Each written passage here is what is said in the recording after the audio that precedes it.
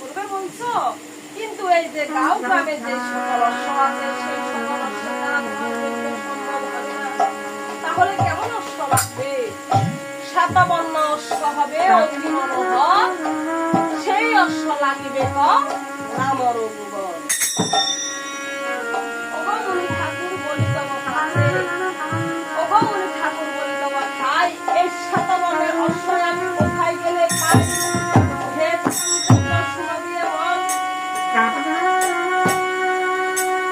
এই শতবনের অশ্ব আছে ওই পাতালপুরে কপিল মুনির সদন, সেই অশ্ব আমরা পাতা তোমার এই নন্দন। আরে ভগবানকে কাছে দাও।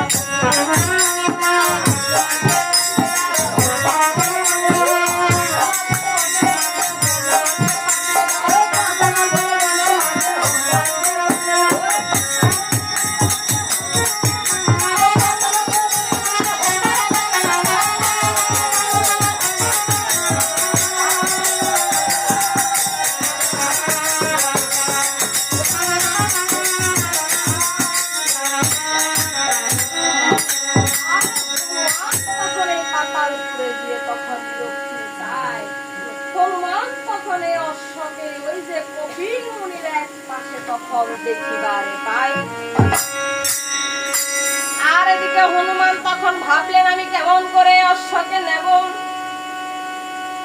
কারণ এই কপিল মুনি তো ধ্যানে মগ্ন আছে। আমি যদি এই কপিল মুনিকে এখন আমি জাগরণ করি তাহলে কপিল মুনি আমাকে অভিশাপ দেবে।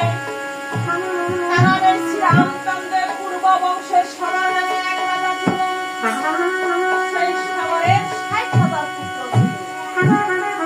এই কপিল মুনির কপালে পড়ে এই সবরের ৬০,০০০ পুত্র বংশ হল। আর এই ৬০,০০০ বংশকে উদ্ধার করতে এই যে ভগীরথ গঙ্গাকে আহ্বান করে আনলেন।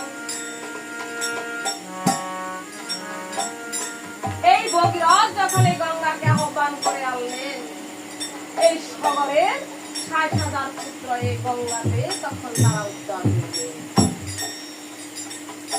আর এদিকে তখন মুনি ঠাকুর ভাবছেন আমি কেমন করে অশ্বকে নেব।